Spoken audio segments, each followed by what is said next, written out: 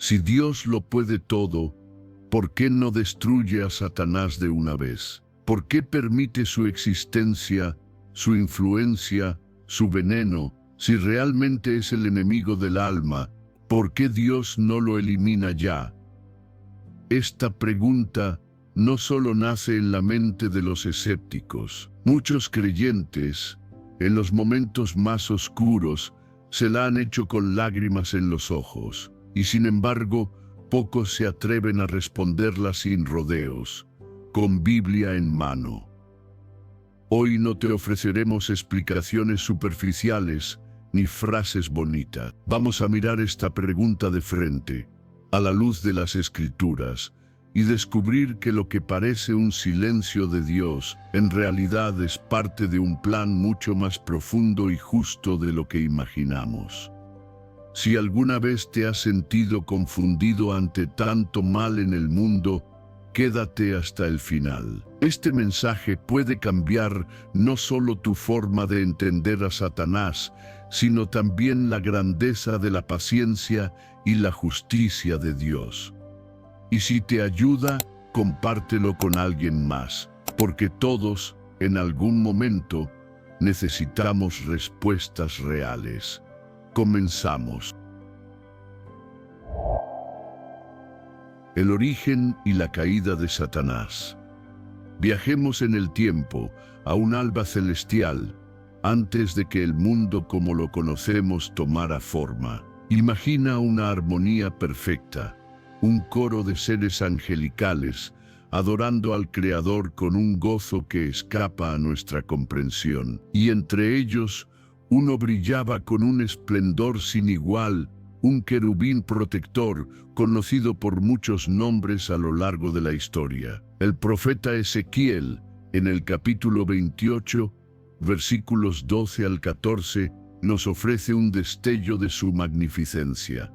Eras el sello de la perfección, lleno de sabiduría y perfecto en belleza. Todas las piedras preciosas eran tu cobertura. En el día en que fuiste creado fueron preparados. Este ser, ungido por Dios para una posición de honor incomparable, caminaba entre las piedras de fuego, perfecto en sus caminos. Pero ¿qué sucedió en el corazón de esta criatura tan magnífica? Las Escrituras nos revelan una tragedia cósmica, un orgullo sutil, una semilla de soberbia que comenzó a germinar. Tu corazón se ensoberbeció por causa de tu belleza, nos dice Ezequiel. Y el profeta Isaías, en el capítulo 14, versículos 13 y 14, nos permite escuchar el susurro de esa ambición naciente. Tú decías en tu corazón, subiré al cielo, exaltaré mi trono, seré semejante al Altísimo. 5 Yo subiré, que sellaron su destino. Lo que comenzó como un pensamiento se transformó en rebelión. Este querubín caído es ahora conocido como Satanás, el adversario, el calumniador, la serpiente antigua, el príncipe de este mundo, el padre de la mentira. Pero lo más asombroso no es solo su caída, sino que Dios, en su omnipotencia, no lo aniquilara en ese instante. Y aquí volvemos a la pregunta que nos convoca. ¿Por qué Dios no destruye a Satanás? La naturaleza de Dios y su propósito eterno. Para desentrañar este enigma, primero debemos sumergirnos en la esencia misma de quién es Dios. Las Sagradas Escrituras nos pintan un retrato sublime. Primero, Dios es amor, como nos revela el apóstol Juan. No es que Dios simplemente ame, Él es amor. Y el amor verdadero, amigos, requiere libertad. Un amor forzado no es amor, es programación. Segundo, Dios es justo. Su trono se fundamenta en la justicia y el derecho. Cada acción tiene su eco, su consecuencia. Tercero, Dios es omnisciente. Conoce el final desde el principio, cada hebra del tapiz del tiempo, cada posible consecuencia de cada elección. Como dice Hebreos, capítulo 4, versículo 13, Todas las cosas están desnudas y abiertas a los ojos de aquel a quien tenemos que dar cuenta. Y cuarto, Dios es eterno y paciente. Para Él, 1000 años son como un suspiro. Su perspectiva trasciende nuestra limitada visión temporal. Con estos atributos divinos en mente, consideremos su propósito eterno. Desde antes de la fundación del mundo, existía un plan maestro, no una reacción improvisada a la caída de Satanás o del hombre. El apóstol Pablo, en Efesios, capítulo 3, versículos 10 y 11, nos revela que la multiforme sabiduría de Dios se da a conocer, incluso a los principados y potestades celestiales, a través de la Iglesia, conforme a ese propósito eterno en Cristo Jesús. Es como si el universo entero fuera un gran escenario donde se desarrolla un drama cósmico, y en este drama, sorprendentemente incluso Satanás tiene un papel que sin buscarlo, termina cumpliendo los designios de Dios. Las consecuencias de la caída y el juicio futuro. La rebelión de Satanás no fue un evento aislado, tuvo consecuencias catastróficas. Apocalipsis, capítulo 12, versículo 4, sugiere que su cola arrastró la tercera parte de las estrellas del cielo, una imagen que muchos interpretan como un tercio de los ángeles, uniéndose a su causa, convirtiéndose en demonios. Imagina la magnitud de esa traición. Seres creados en perfección, que habían contemplado la gloria divina cara a cara, eligiendo la oscuridad. ¿Y cuál fue la reacción de Dios? Jesús mismo nos da una visión en Lucas, capítulo 10, versículo 18. Yo veía a Satanás caer del cielo como un rayo, expulsado sí, aniquilado no. ¿Por qué? Las Escrituras nos indican que Satanás y sus ángeles caídos están reservados para el juicio. La segunda carta de Pedro, capítulo 2, versículo 4, dice que Dios, arrojándolos al infierno, los entregó a prisiones de oscuridad para ser reservados al juicio. Y Judas, versículo 6, añade que están guardados bajo oscuridad en prisiones eternas para el juicio del gran día. Existe, por tanto, un tiempo señalado, un día del gran juicio. Esto nos da una primera pista. Dios no ha destruido a Satanás aún porque el tiempo para su juicio final no ha llegado. Pero ¿por qué esperar? ¿Por qué no ejecutar la sentencia de inmediato?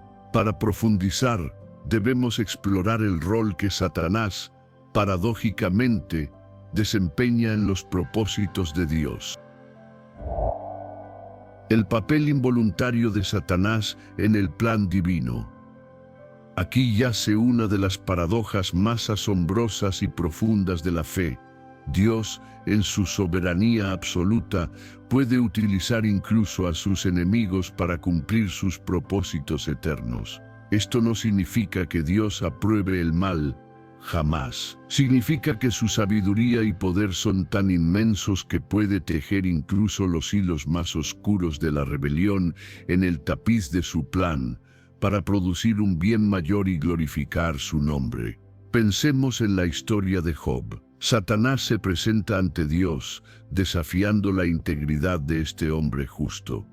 Dios permite la prueba no para descubrir algo que él no supiera, sino para demostrar la realidad de una fe genuina, para refinar a Job y revelar su propia naturaleza de maneras nuevas. Al final, Job declara: de oídas te había oído, mas ahora mis ojos te ven. Consideremos la tentación de Jesús en el desierto. El Espíritu mismo lo llevó allí. A través de esa confrontación, Jesús demostró su perfecta obediencia y se identificó con nuestras luchas. Incluso la traición de Judas, instigada por Satanás según Juan, capítulo 13, versículo 27, se convirtió en el medio para la crucifixión, el acto redentor central de la historia, donde, como dice Colosenses, capítulo 2, versículo 15, Cristo despojó a los principados y a las potestades.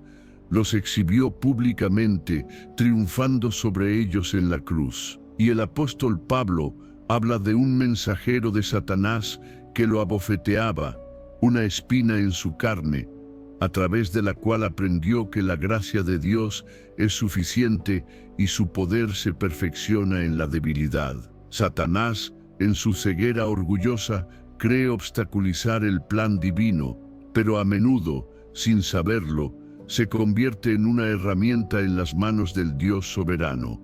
Como alguien dijo sabiamente, Satanás es el mono de Dios, solo puede imitar y distorsionar, pero no crear ni frustrar el propósito final del Altísimo.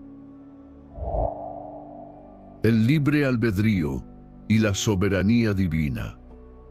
Uno de los regalos más preciados de Dios a sus criaturas, tanto ángeles como humanos, es el libre albedrío, la capacidad de elegir. Sin esta libertad, el amor sería una respuesta programada, una obediencia robótica. Dios anhela un amor genuino, una elección libre nacida del reconocimiento de su bondad.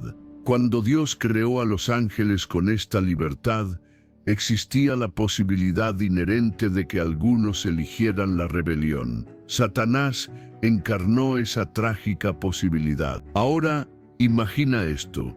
Si Dios hubiera destruido a Satanás instantáneamente por ejercer esa elección, ¿habría sido realmente libre esa elección?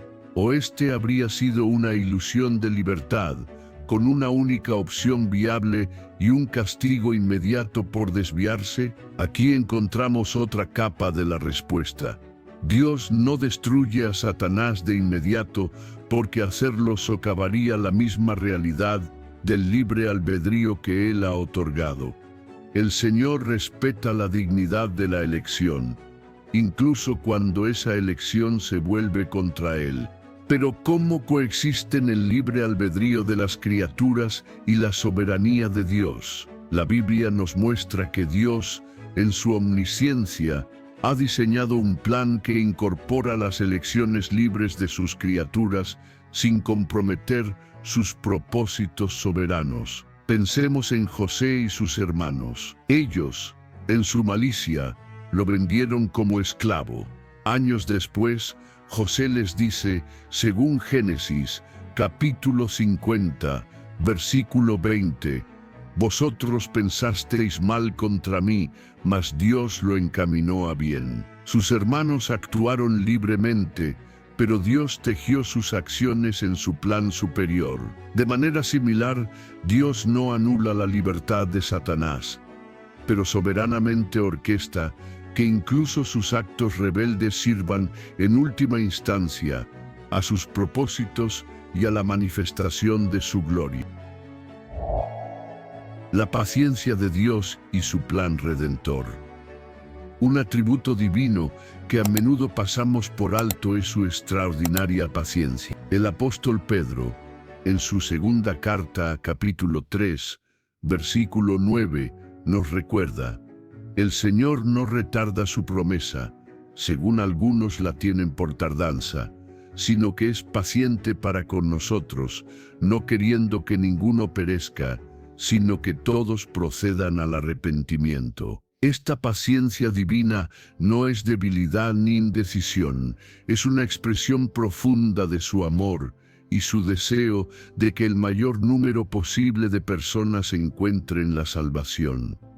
Dios está dispuesto a soportar la presencia del mal por un tiempo determinado para que su plan redentor alcance su plenitud.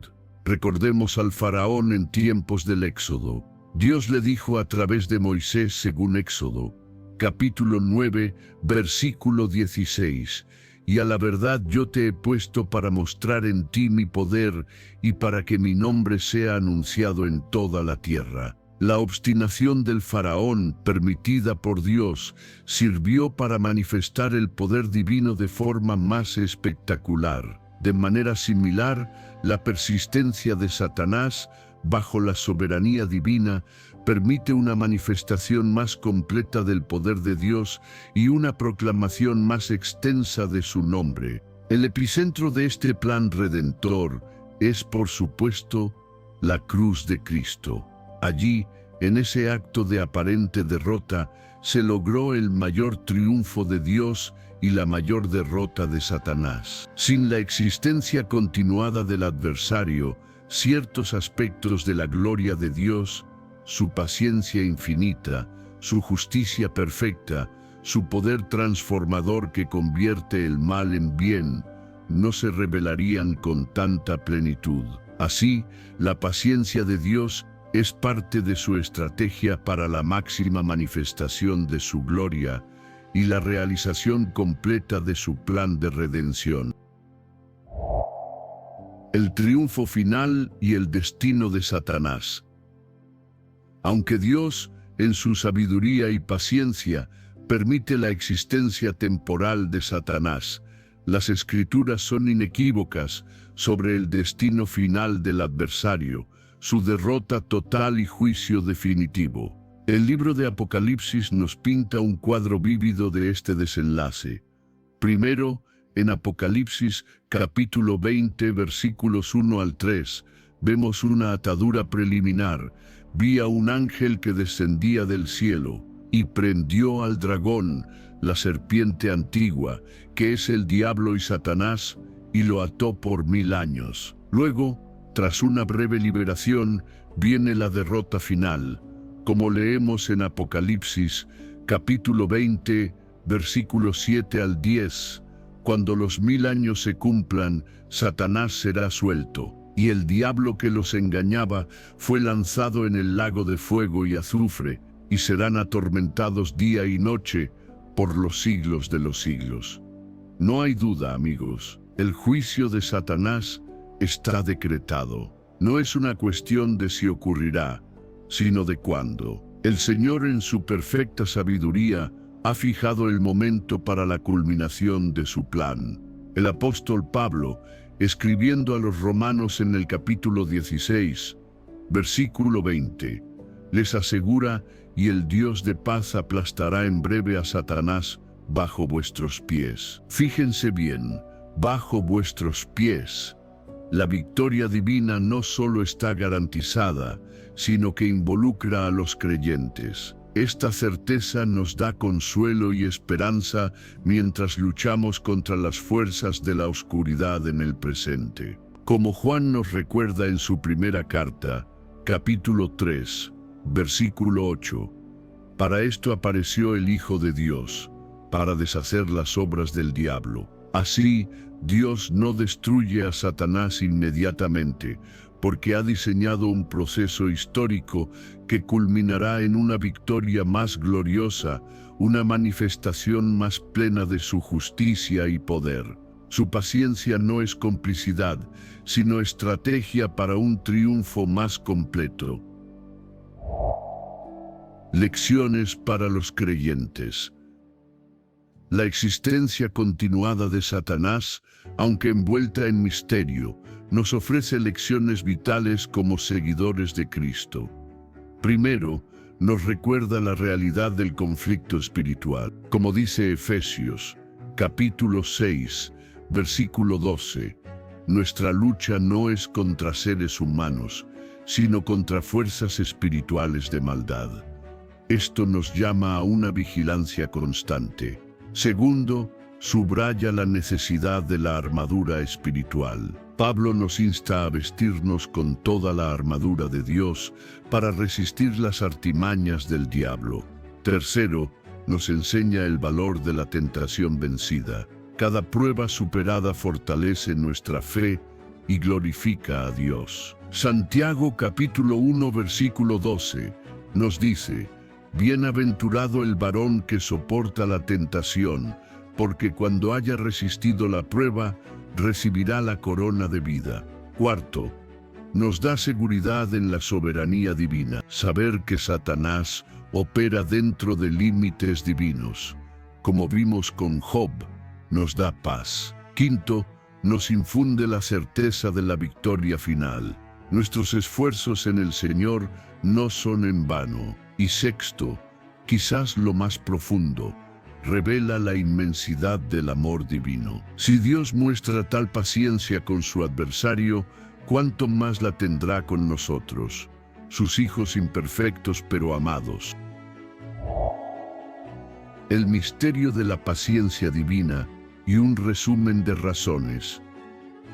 Al concluir esta parte de nuestra exploración, debemos reconocer con humildad que algunos aspectos de este misterio superan nuestra comprensión. Isaías, capítulo 55, versículos 8 y 9, nos recuerda: porque mis pensamientos no son vuestros pensamientos, ni vuestros caminos mis caminos, dijo el Señor. Sin embargo, las Escrituras nos han iluminado con varias razones poderosas. El respeto de Dios por el libre albedrío que Él mismo otorgó, su capacidad para utilizar incluso la rebelión del adversario para cumplir sus propósitos eternos, la manifestación más plena de su paciencia, justicia, poder y amor, la oportunidad para nuestro crecimiento espiritual a través de la resistencia, la seguridad de una victoria final más completa y gloriosa.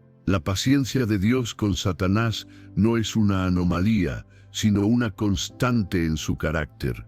La misma paciencia que mostró con la humanidad en tiempos de Noé, con el faraón, con Israel y con cada uno de nosotros. Y esta paciencia, amigos, es una maravillosa noticia para nosotros. Significa que el Dios que trata con tal longanimidad a su enemigo, seguramente nos tratará con una paciencia aún mayor. Su existencia continuada, por tanto, no es signo de debilidad divina, sino una ventana a la grandeza de su carácter soberano, su sabiduría insondable, su justicia perfecta y su amor incomparable. El día del juicio vendrá, pero mientras tanto podemos descansar sabiendo que todo está bajo su control y sirve a su gran plan redentor, como dice Romanos capítulo 8, versículo 28. Sabemos que a los que aman a Dios, todas las cosas les ayudan a bien. La naturaleza espiritual de Satanás. Para ahondar aún más, consideremos la naturaleza misma de Satanás. Él es un ser espiritual. Dios es espíritu.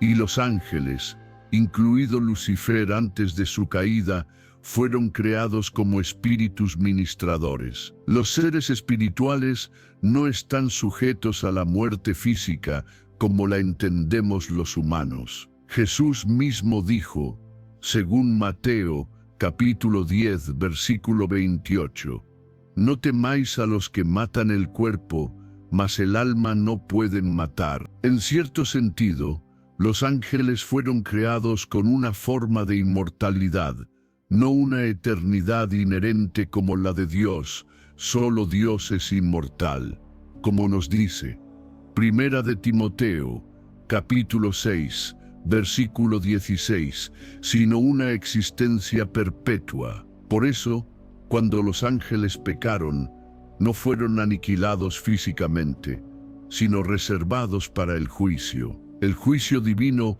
para seres espirituales no es la aniquilación, sino la restricción, la privación y finalmente el tormento eterno descrito en Apocalipsis, capítulo 20, versículo 10. Quizás, entonces, la pregunta de por qué Dios no mata a Satanás parte de una premisa humana. La muerte como la conocemos no se aplica a su naturaleza. Lo que sí es seguro es que Dios ha determinado un juicio apropiado para él, que se ejecutará en el momento soberanamente designado. El testimonio eterno de la justicia divina. Imaginemos el tribunal celestial en el día final. El juicio de Satanás no será un acto arbitrario, sino la culminación de un proceso que servirá como testimonio eterno de la perfecta justicia de Dios. Si Dios lo hubiera destruido inmediatamente, algunos aspectos de su justicia no se habrían manifestado tan plenamente. La paciencia de Dios permite que la maldad del adversario se revele en su totalidad a lo largo de la historia. Cada acto de rebelión, cada tentación, cada acusación simplemente refuerza la justicia del juicio venidero. Cuando llegue ese momento, nadie, absolutamente nadie, podrá cuestionar la rectitud de Dios. Como preguntó Abraham en Génesis, capítulo 18, versículo 25, el juez de toda la tierra no ha de hacer lo que es justo. La paciencia divina asegura que la respuesta resuene por la eternidad con un rotundo sí. Los redimidos cantarán, como en Apocalipsis, capítulo 15, versículos 3 y 4, grandes y maravillosas son tus obras, Señor Dios Todopoderoso, justos y verdaderos son tus caminos, porque tus juicios se han manifestado. La prueba de la fe y la formación del carácter. La presencia continua de Satanás también crea un crisol para nuestra fe y la formación de nuestro carácter. Santiago, en su carta capítulo 1, versículos 2 al 4, nos anima: hermanos míos, tened por sumo gozo cuando os halléis en diversas pruebas, sabiendo que la prueba de vuestra fe produce paciencia.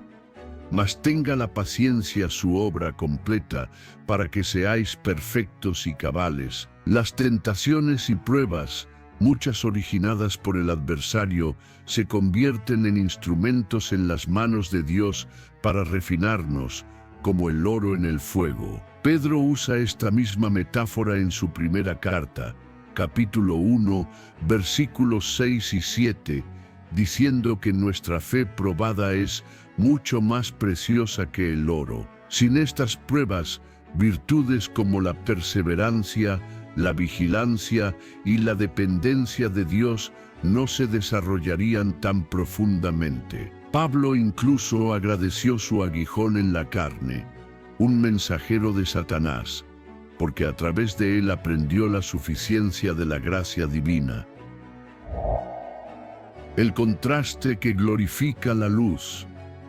Hay un principio simple en el arte: la luz brilla más intensamente contra un fondo oscuro. De manera similar, la bondad, la santidad y el amor de Dios resplandecen con una claridad aún mayor cuando se contrastan con la maldad, la corrupción y el odio de Satanás. Su existencia proporciona ese telón de fondo sombrío que hace que la gloria de Dios brille con un esplendor aún más deslumbrante. Juan, el apóstol del amor, a menudo emplea este contraste: Dios es luz y no hay ningunas tinieblas en él. Primera de Juan, capítulo 1, versículo 5. La oscuridad espiritual que Satanás representa solo sirve para enfatizar la pureza radiante de la luz divina.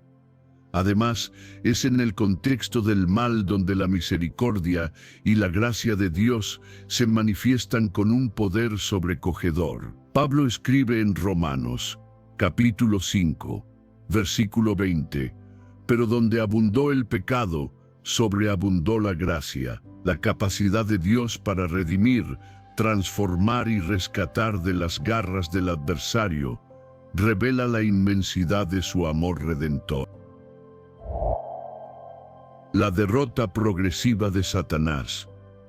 Es crucial entender que, aunque el juicio final de Satanás aún está en el futuro, su derrota no es un evento único y futuro, sino un proceso que ya ha comenzado y avanza progresivamente. Todo empezó con la promesa original en Génesis, capítulo 3, versículo 15, el protoevangelio, donde Dios anunció que la simiente de la mujer heriría la cabeza de la serpiente.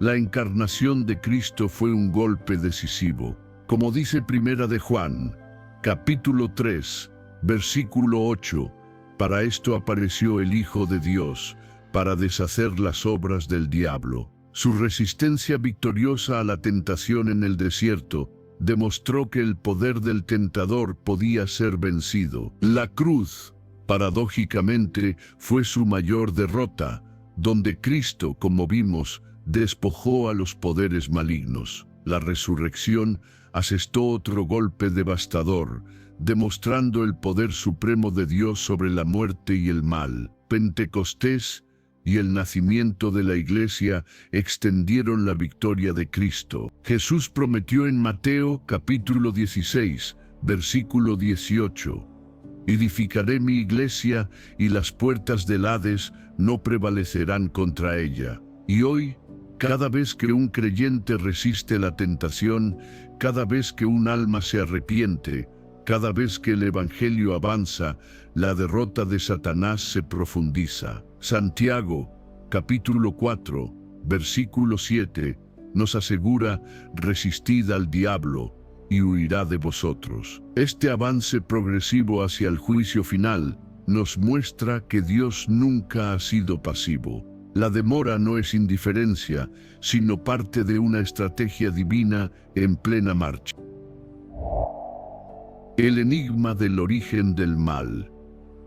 Una pregunta que inevitablemente surge es: ¿cómo pudo el mal originarse en un ser creado perfecto como Lucifer? La Escritura no nos da una explicación exhaustiva, quizás porque va más allá de nuestra capacidad de comprensión finita. Lo que sí nos dice es que se halló en ti iniquidad, que su corazón se enalteció. Algunos teólogos sugieren que el don del libre albedrío, aunque intrínsecamente bueno, conlleva la posibilidad del mal. No porque Dios lo cree, sino porque la libertad genuina debe incluir la posibilidad de una elección errónea. C.S. Lewis lo expresó con elocuencia, sugiriendo que Dios consideró que el riesgo de un mal uso de la libertad valía la pena por la posibilidad de un amor libremente ofrecido. Esta reflexión nos ayuda a entender: el mismo don de la libertad que hizo posible la caída, también hace posible el amor auténtico, el valor supremo en el universo de Dios. La manifestación de la sabiduría divina. Hay una dimensión de este misterio que a menudo pasamos por alto, revelada en Efesios, capítulo 3, versículo 10, para que la multiforme sabiduría de Dios sea ahora dada a conocer por medio de la Iglesia a los principados y potestades en los lugares celestiales. ¡Qué versículo tan extraordinario! Nos dice que uno de los propósitos de Dios a través de su trato con la Iglesia, incluyendo las pruebas permitidas por Satanás, es manifestar su sabiduría insondable a los seres angelicales, tanto fieles como caídos. Es como si toda la historia de la redención, con su conflicto inherente, fuera una lección cósmica. Los ángeles, nos dice Pedro en su primera carta, capítulo 1, versículo 12, anhelan mirar estos misterios. Cuando Satanás tentó a Eva, pensó que frustraba el plan de Dios. No podía imaginar que Dios usaría esa misma tragedia como plataforma para una demostración de sabiduría y amor aún más profundos. La cruz fue incomprensible para él. En su ceguera, promovió la acción que sellaría su propia perdición. La vulnerabilidad divina y la fuerza del amor. Quizás el aspecto más conmovedor de por qué Dios no destruye inmediatamente a Satanás radica en la naturaleza misma del amor divino. El amor genuino, amigos, implica vulnerabilidad. Abrir el corazón es arriesgarse al rechazo. Al crear seres con libre albedrío, Dios asumió voluntariamente una forma de vulnerabilidad, no por debilidad, sino porque su amor lo llevó a conceder esa libertad. La parábola del hijo pródigo ilustra esto. El padre permite que el hijo se vaya, soporta el dolor, espera pacientemente, anhelando un retorno motivado por el amor. De igual manera, Dios permite la rebelión y los ataques, no por impotencia, sino con un propósito redentor mayor. El profeta Oseas, en el capítulo 11, versículos 8 y 9, capta este sentir divino. ¿Cómo podré abandonarte, oh Efraín?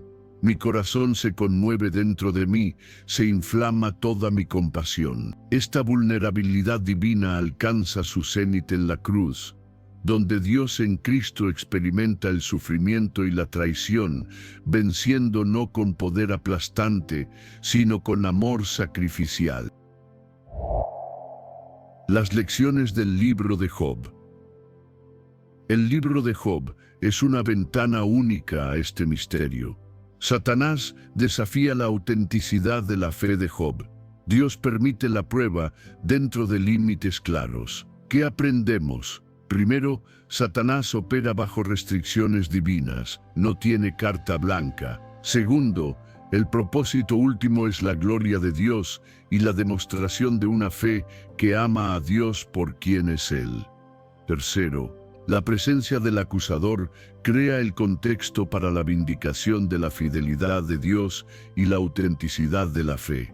Cuarto, el sufrimiento puede producir un conocimiento más profundo de Dios. Job mismo lo dice: de oídas te había oído, mas ahora mis ojos te ven. La dimensión comunitaria de la victoria. Es fascinante cómo Dios ha elegido involucrar a su pueblo en la victoria sobre el adversario. En lugar de un acto divino solitario, Él trabaja a través de nosotros. Pablo dijo a los romanos, como recordamos, que Dios aplastará a Satanás bajo vuestros pies. Cuando Jesús comisionó a sus discípulos, les dio autoridad sobre los espíritus inmundos. Podría haberlo hecho Él solo, pero eligió delegar. ¿Por qué? Porque desea que participemos, que ejerzamos fe, que crezcamos en autoridad espiritual, que seamos colaboradores de Dios, como dice Pablo en 1 Corintios, capítulo 3, versículo 9. La persistencia temporal de Satanás provee el contexto para que maduremos y participemos activamente en la implementación de la victoria de Cristo. Sin este campo de entrenamiento, esta dimensión participativa no sería posible. La historia de José como paradigma. La historia de José en Génesis es un poderoso paradigma. Vendido por sus hermanos, termina salvándolos del hambre. Su declaración es clave: vosotros pensasteis mal contra mí, mas Dios lo encaminó a bien. Génesis, capítulo 50, versículo 20. Esta verdad resuena. Dios no aprueba el mal, pero puede incorporarlo en su plan para un bien mayor. San Agustín lo dijo así: Dios juzgó mejor sacar bien del mal que no permitir mal alguno. La cruz es la máxima expresión de esto. El aparente triunfo del mal se convirtió en la redención de la humanidad. Este patrón nos ayuda a entender, incluso las peores acciones del adversario, permitidas temporalmente, servirán al cumplimiento del plan divino. La relevancia personal. Vivir a la luz de esta verdad. ¿Cómo impacta esto nuestra vida diaria? Primero, nos llama a una vigilancia sin paranoia. Alerta sí, obsesionados no. Nuestro foco es Cristo. Segundo, a una confianza en la soberanía divina. Satanás opera dentro de límites. Lutero dijo célebremente que el diablo es el perro de Dios atado a su correa. Tercero, a abrazar la paradoja de la fortaleza en la debilidad.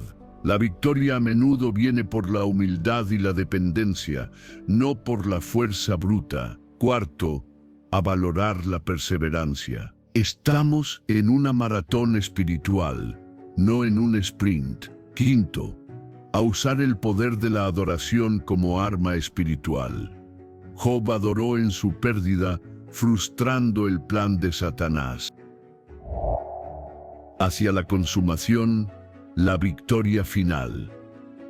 Mientras reflexionamos, nunca perdamos de vista la certeza de la derrota final de Satanás. Apocalipsis nos pinta ese cuadro, el dragón atado, y finalmente lanzado al lago de fuego y azufre, atormentado para siempre. La narrativa bíblica, que comienza en un paraíso perdido, culmina en un paraíso restaurado, un nuevo cielo y una nueva tierra donde, como dice Apocalipsis, capítulo 21, versículo 4, ya no habrá muerte, ni habrá más llanto, ni clamor, ni dolor. La paciencia de Dios es parte de este plan magistral hacia una victoria más gloriosa, una nueva creación más espléndida de lo que hubiera sido si el mal no hubiera sido confrontado y vencido.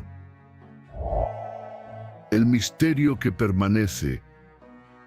Debemos admitir con humildad que a pesar de toda esta luz, algunos aspectos del misterio divino escapan a nuestra plena comprensión. Pablo exclama en Romanos, capítulo 11, versículos 33 y 34.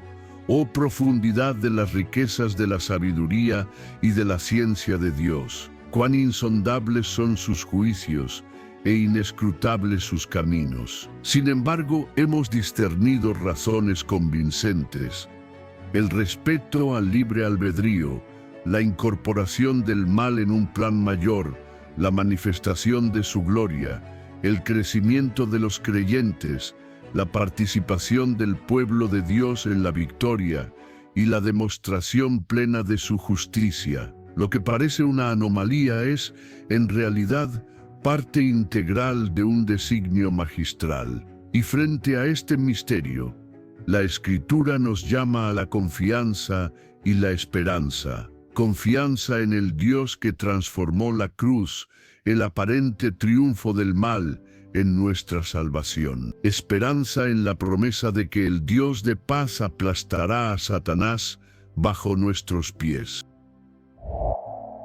Satanás como instrumento de disciplina divina. Hay otra faceta que considerar. A veces Dios utiliza al adversario como instrumento de disciplina. En 1 Corintios, capítulo 5, versículo 5, Pablo instruye entregar a un pecador impenitente a Satanás para destrucción de la carne, a fin de que el espíritu sea salvo. Sorprendente. Dios permite que Satanás actúe como agente correctivo, con un fin restaurador.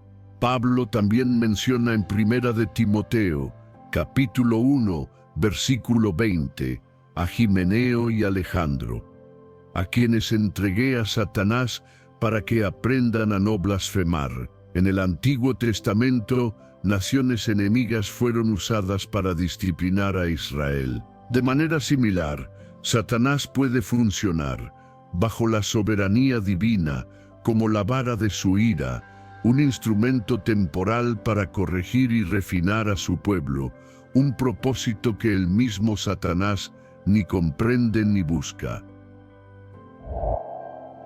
Las profundidades del amor divino y el libre albedrío. Volvamos a la profundidad del amor divino.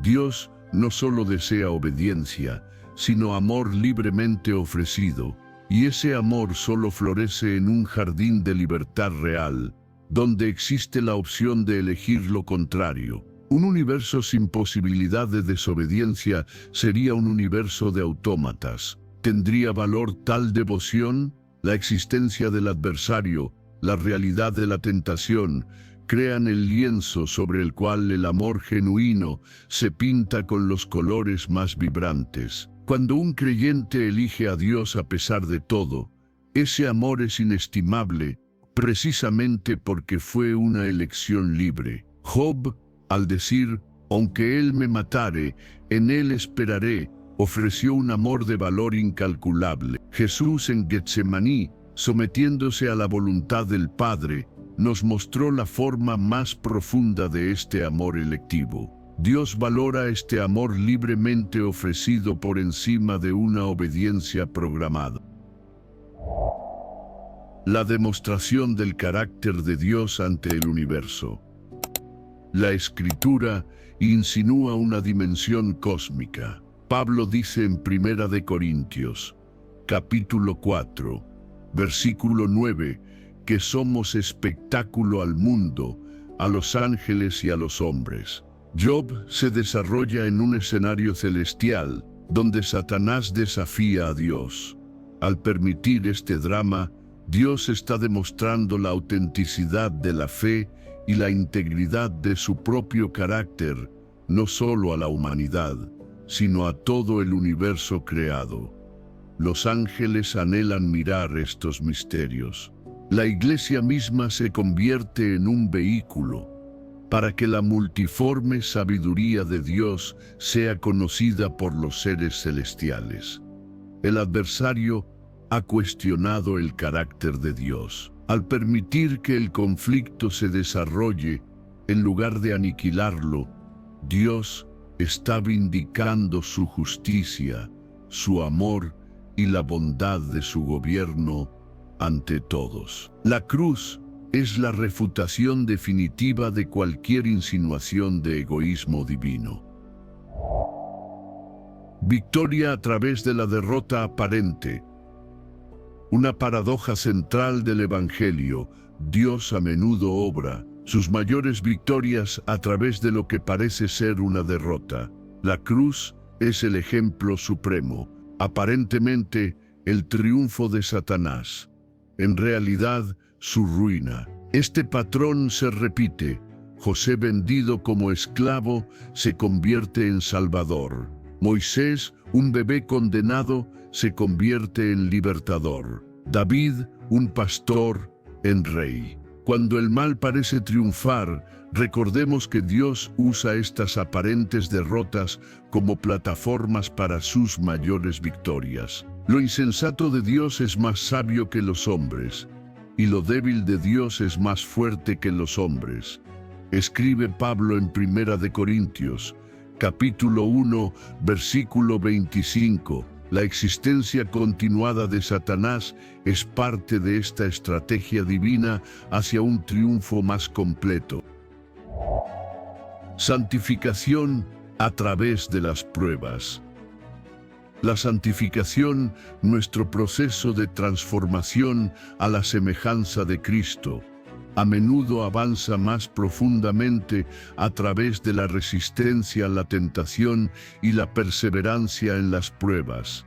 Santiago lo dice: la prueba de vuestra fe produce paciencia, para que seáis perfectos. Pedro habla de nuestra fe probada, más preciosa que el oro. Pablo se gloría en las tribulaciones porque producen esperanza. Estas pruebas, muchas instigadas por el adversario, son instrumentos divinos para refinarnos. Como dijo Timothy Keller, si quieres la dulce fragancia de Cristo, debe haber algo de machacamiento. Es a través de estas presiones que el aroma de Cristo se libera más poderosamente en nosotros. Así Satanás, sin quererlo, contribuye a nuestra conformación a la imagen de Cristo. Los límites estrictos de Satanás. Es vital recordar: Satanás, aunque poderoso, no es omnipotente ni omnisciente. Opera bajo límites estrictos impuestos por la soberanía divina. Job lo ilustra. Dios establece fronteras claras para lo que Satanás puede y no puede hacer. Solamente no pongas tu mano sobre él, mas guarda su vida. Jesús le dice a Pedro en Lucas, capítulo 22, versículo 31, Simón, Simón, he aquí Satanás os ha pedido para zarandearos como a trigo, pero yo he rogado por ti. Satanás tuvo que pedir permiso. Dios permite su existencia porque controla completamente el alcance de su actividad, asegurando que en última instancia todo sirva a sus propósitos. Como cantó Lutero, aun si el mundo lleno de demonios está, no temeremos, porque Dios sabrá cómo triunfar. La dimensión temporal y la paciencia de Dios. El tiempo es un factor crucial. Hay un tiempo designado para el juicio final. Pedro nos recuerda que para con el Señor un día es como 1000 años y 1000 años como un día, y que el Señor es paciente, no queriendo que ninguno perezca. Esta paciencia, que permite la existencia temporal de Satanás, está ligada al deseo de Dios de que el mayor número posible se salve. Si el juicio hubiera sido inmediato, muchos no habrían tenido la oportunidad de arrepentirse. La perspectiva de Dios es eterna. Ha designado el momento preciso para el juicio final, un momento que asegurará su máxima gloria y el mayor bien para los suyos. Evitar la fascinación indebida con el adversario. Al explorar estos temas, debemos evitar una fascinación indebida con el adversario. La Escritura, aunque lo reconoce, dedica mucho más espacio a la gloria y el amor de Dios. Algunos, en su celo, caen en una obsesión malsana. El equilibrio saludable es estar alerta, pero con nuestro enfoque principal en Cristo. Puestos los ojos en Jesús, nos dice Hebreos, capítulo 12, versículo 2. Y Juan nos asegura en su primera carta, capítulo 4, versículo 4. Mayor es el que está en vosotros que el que está en el mundo. No magnifiquemos el poder de Satanás, ni le demos un protagonismo que no le corresponde en el drama divino. El trato de Dios con otros rebeldes.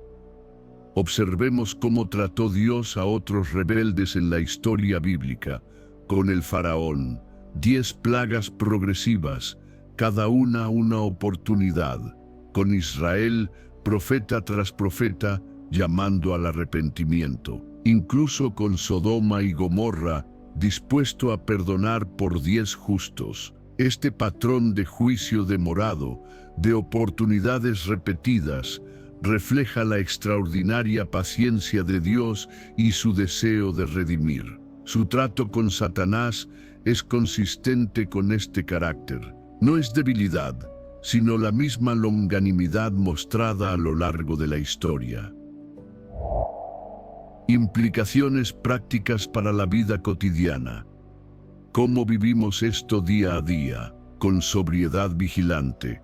Sed sobrios y velad, nos advierte Pedro en su primera carta, capítulo 5, versículo 8. Con resistencia firme, someteos pues a Dios, resistid al diablo, y huirá de vosotros, dice Santiago, capítulo 4, versículo 7.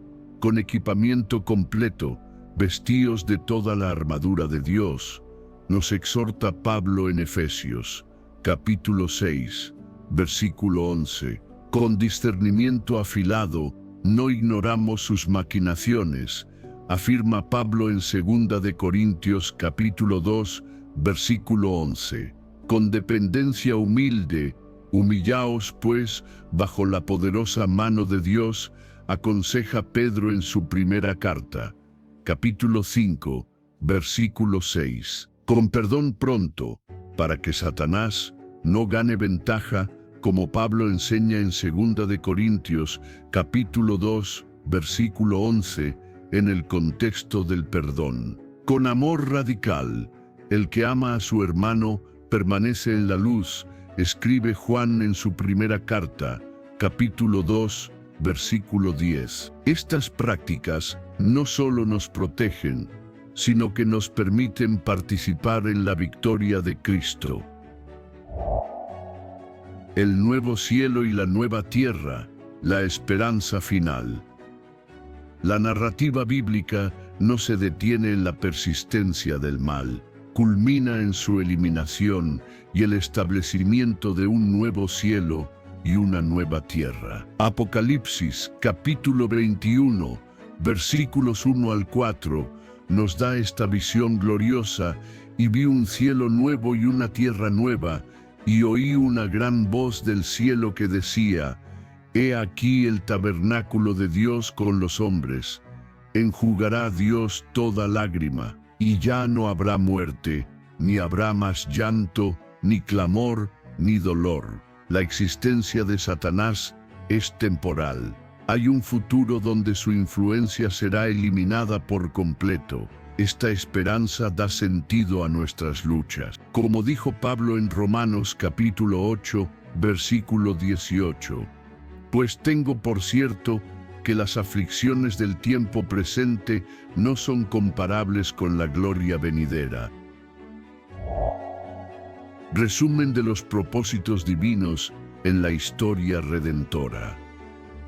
Al llegar casi al final de nuestro viaje hoy, hemos vislumbrado los profundos propósitos divinos. La existencia continuada del adversario, aunque misteriosa, se alinea con el carácter de Dios, su respeto por el libre albedrío, su paciencia, su justicia, su estrategia de vencer el mal con bien, y su anhelo de un amor genuino. Hemos visto cómo Dios, en su sabiduría, incorpora la oposición de Satanás en su plan maestro para nuestro crecimiento, para su gloria y para la demostración de su carácter ante el universo. La cruz es el pináculo de esta estrategia. Lo que parecía el triunfo de Satanás fue su derrota decisiva. Vosotros pensasteis mal contra mí, mas Dios lo encaminó a bien.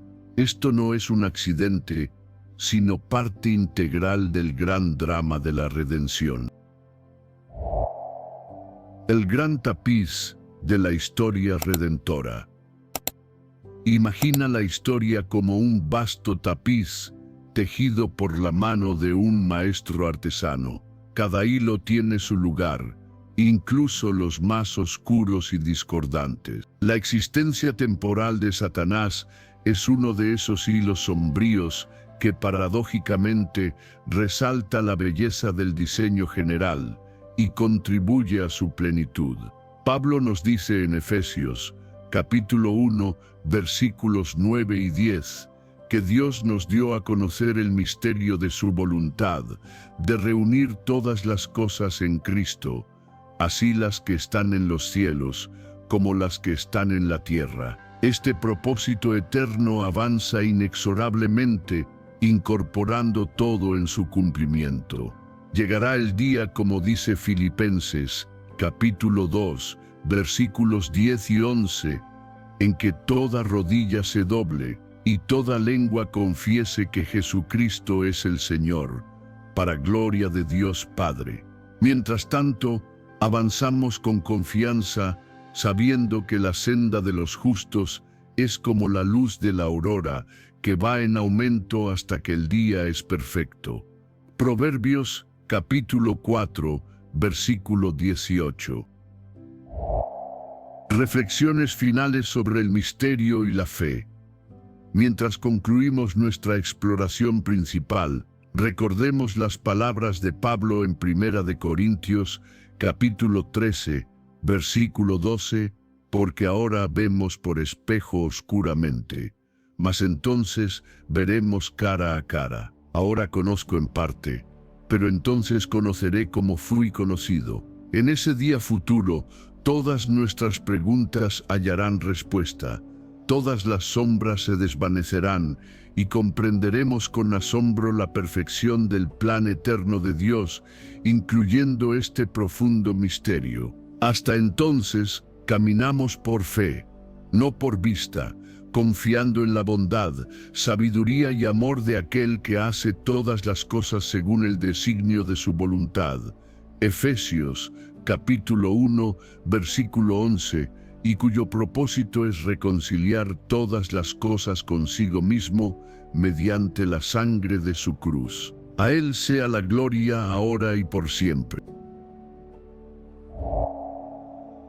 Queridos amigos, hemos viajado juntos a través de uno de los misterios más profundos de nuestra fe. Hemos buscado entender, a la luz de las Escrituras, por qué un Dios de amor y poder permite la existencia temporal del adversario. Espero que este recorrido haya arrojado luz, no solo sobre la sabiduría insondable de Dios, sino también sobre su increíble paciencia y su plan maestro para la redención. Esta comprensión nos invita a responder con una fe más firme, una esperanza más viva y un amor más profundo. Vivimos en un campo de batalla espiritual, es cierto, pero no luchamos solos ni sin la certeza de la victoria. Cristo ya la ha asegurado en la cruz, y estamos llamados a vivir en esa victoria cada día. Si este mensaje ha tocado tu corazón, si ha despertado en ti un deseo de conocer más, te invito cordialmente a que te suscribas a nuestro canal. Aquí continuaremos explorando juntos las verdades transformadoras de la palabra de Dios. ¿Conoces a alguien que esté luchando con estas mismas preguntas? Comparte este video con ellos. A veces, una nueva perspectiva sobre los propósitos de Dios puede traer una inmensa paz y claridad. Y por supuesto, nos encantaría escuchar tus pensamientos. Deja tus comentarios y preguntas abajo. Valoramos enormemente tu perspectiva y queremos seguir aprendiendo juntos en esta comunidad de fe. Recuerda siempre las palabras de Jesús en Juan, capítulo 16, versículo 33. En el mundo tendréis aflicción, pero confiad, yo he vencido al mundo. La batalla puede ser intensa, pero la victoria final ya está asegurada. Que Dios te bendiga rica y abundantemente mientras continúas tu caminar. Y no olvides la promesa del apóstol Pablo: el Dios de paz aplastará en breve a Satanás bajo vuestros pies. Ese día se acerca y mientras tanto, experimentemos la victoria diaria en Cristo. Gracias por acompañarnos y no olvides suscribirte para más estudios bíblicos como este. Hasta la próxima.